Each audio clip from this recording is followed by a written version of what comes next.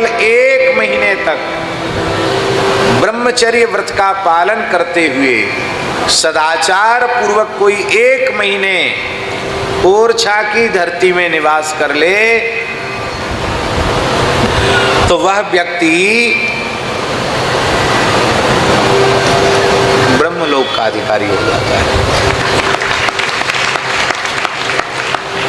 और इतना ही नहीं, कुलम चैव समुद्धरेत, अपने कुल का उद्धार कर लेता है।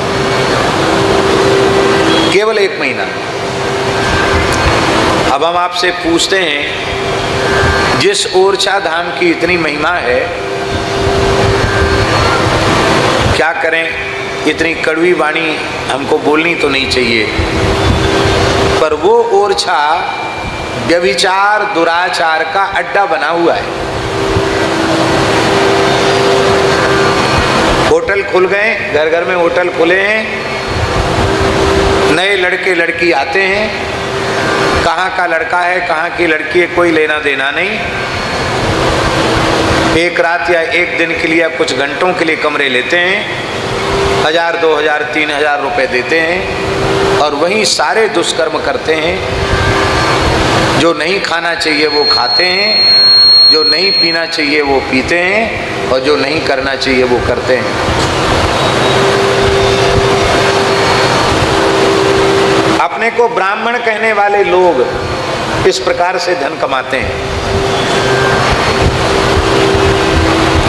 हम आपसे पूछते हैं, ये पाप की कमाई खाने से बुद्धि शुद्ध होगी?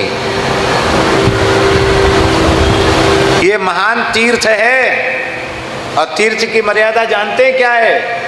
अन्य क्षेत्रे कृतम पापम तीर्थ क्षेत्रे विनश्यति, तीर्थ क्षेत्रे कृतम पापम वज्रलेपो भविष्यति। अन्य क्षेत्र में किया गया पाप तीर्थ में आने से नष्ट होगा, पर तीर्थ में किया गया पाप वज्रलेप हो जाएगा।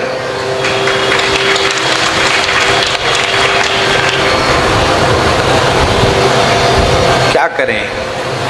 यही है दुष्परिणाम धर्म निरपेक्षता। होते तो हमारे तीर्थों की ये दुर्दशा नहीं होती।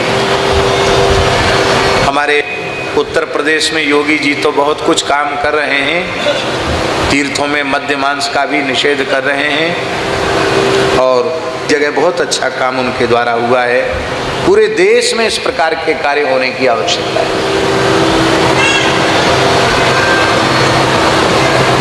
घर घर में विदेशी लोग रुक रहे हैं,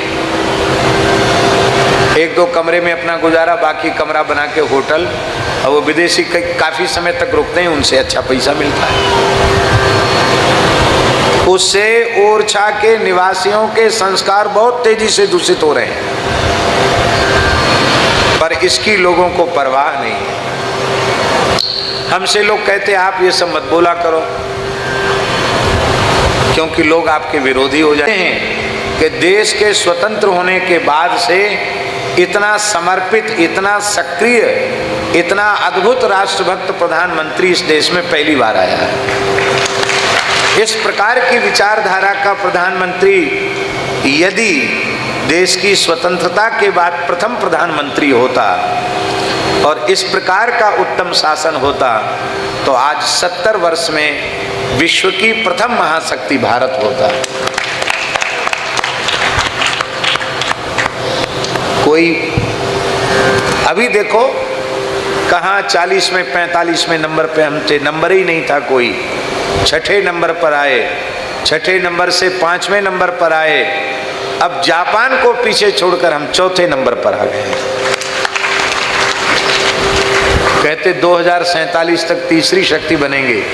राम राजा सरकार ने चाहा तो पता नहीं कितने जल्दी तीसरी और दूसरी और पहली शक्ति बन जाएगा, की तो नहीं है। और दुनिया की जानो, दुनिया की दुनिया जाने।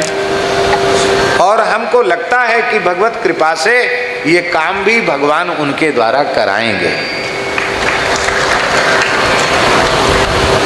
तो ये ओरछा पवित्र तीर्थ है। यहाँ सरकारी तौर पर मध्य प्रदेश शासन को चाहिए कि ओरछा क्षेत्र में कोई मद्य की दुकान न हो, ओरछा क्षेत्र में कोई अंडे की दुकान न हो, ओरछा क्षेत्र में कोई मांस की दुकान न हो, और होटल की संस्कृतियों को और कहीं ओरछा से बहुत बाहर भेज दो यहाँ तो कनक भवन जैसे मंदिर बनने चाहिए, गौशालाएं होनी चाहिए, संतों के स्थान होने चाहिए और ऐसे लगना चाहिए कि हम मानो अयोध्या जी में आ गए हैं, हम मानो वृंदावन में आ गए हैं, ऐसा लगना चाहिए। तो केवल 1 महीने तक यहाँ कोई साधन कर ले ओरछा में तो ब्रह्मलोक का अधिकारी अपने कुल के सहित हो जाता है, इतनी महिमा है।